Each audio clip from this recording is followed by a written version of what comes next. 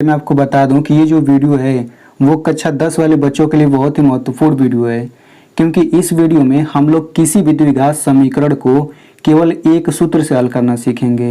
यानी कि किसी भी द्विघात समीकरण को आप लोग केवल एक सूत्र से हल कर लेंगे और उस सूत्र को हम लोग कहते हैं श्रीधराचार्य सूत्र। ठीक है, तो जो मैं आपको ये श्रीधराचार्य सूत्र सिखाने वाला हूँ, इसका यूज आप लोग कहाँ पे करेंगे तो वो आप लोग यहाँ पे ध्यान से समझिएगा।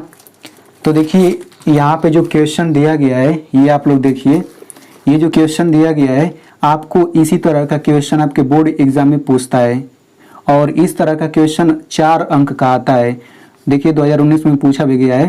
तो जब आप लोग इसको लगाएंगे तो लगाते समय यहाँ पे आप देखिए, यहाँ पे द्विघात समीकरण बन गया है।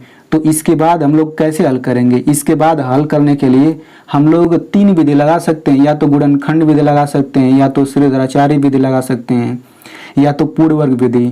अब यहाँ पे देखिए एक क्वेश्चन और मैं आपको दिखा देता हूँ। जैसे यहाँ पे देखिए, तो इस क्वेश्चन में ये भी देखिए 2019 में पूछा है और इस तरह का मैंने आपको बता दिया कि 4 अंक का पूछता है। और यहाँ पे मैं आपको एक चीज और बता देता हूँ कि इस तरह का क्वेश्चन आपके बोर्ड एग्जाम में कन्फर्म है कि एक आएगा ही आएगा। ठीक है, तो इसको भी जब आप लोग हल करेंगे तो देखिए यहाँ पे द्विघात समीकरण बन गया है। तो इसके बाद आप लोग कैसे हल करेंगे? केवल एक सूत्र अगर आपको पता है तो आप उसी से हल कर लेंगे, श्रीधराचार्य सूत्र से।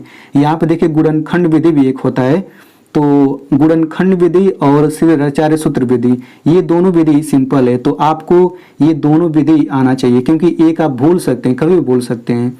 तो गुणनखंड विधि तो मैं आपको आगे सिखा दूंगा, लेकिन इस वीडियो में आप श्रीधराचार्य सूत्र वाला विधि सीख लीजिए। ठीक है, तो चलिए वीडियो शुरू करते हैं।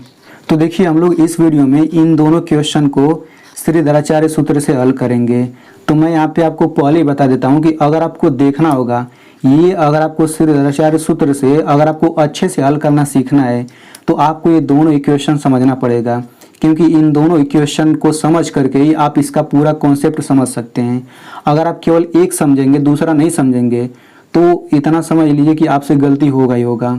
ठीक है, तो अगर आप गलती नहीं करना चाहते हैं, एकदम अच्छे से समझना चाहते हैं, तो आप ये दोनों क्वेश्चन जरूर समझिएगा। और वीडियो के लास्ट में मैं आपसे इस तरह का एक क्वेश्चन भी पूछूंगा। ठीक है, अगर आप मैथ में कमजोर हैं तो भी कोई दिक्कत नहीं है, मैं इसमें एकदम सिंपल तरीके से समझाऊंगा और हर एक कोई समझ जाएगा। ठीक है ना, चलिए वीडियो शुरू करते हैं।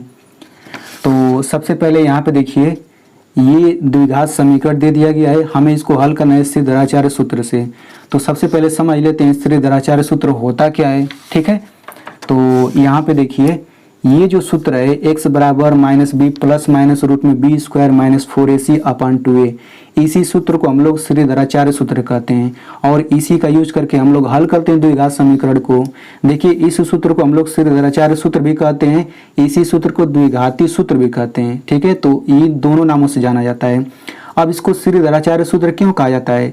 क्योंकि श्रीधराचार्य जो है एक व्यक्ति का नाम है, एक गणितज्ञ का नाम है, उन्होंने ही इस सूत्र को बताया था, इसीलिए इस सूत्र को श्रीधराचार्य के नाम से श्रीधराचार्य सूत्र कहा जाता है। ठीक है, तो चलिए हम लोग हल करते हैं। तो आपको ये जो सूत्र है ये आपको एकदम अच्छे से याद होना चाहिए, क्योंकि यही याद रहेगा तो इसी का यूज करें तो हल करना है। तो चलिए सबसे पहले हम लोग क्या करेंगे, यहाँ पे दिया गया है तो सबसे पहले ए बी सी का मान लिखेंगे। तो यहाँ पे सबसे पहले लिख लेते हैं ए और यहाँ पे लिख लेते हैं बी और ये हो जाएगा सी। तो ए बी सी कोई संख्या होता है तो हमें यहीं से ए बी सी का मान लिखना रहता है। ठीक है, तो ए क्या होता है, जो एक्स स्क्वायर के पहले संख्या लगा हुआ है वही ए का मान होता है, यानी कि ए बराबर 2 हो जाएगा। और बी क्या होता है, एक्स के पहले जो लगा रहता है, तो x के पहले क्या लगा है -3। देखिए अगर माइनस रहेगा ना तो माइनस सहित लेना पड़ेगा, इसके पहले कोई चिन्ह नहीं था तो हम केवल 2 लिए हैं, लेकिन इसके पहले माइनस सहित है तो ये -3 हो जाएगा। और c का मान क्या होता है, जो अंतिम संख्या होता है वही c का मान होता है, तो देखिए ये भी माइनस में है तो ये हो जाएगा -5। ठीक है, अब इतना कर लेने के बाद आप डायरेक्ट सूत्र पूरे का बट्टा 2a। ठीक है, तो आप लोग इसको किसी भी तरह से याद कर लीजिएगा। अब इसमें एक चीज ध्यान से समझिएगा,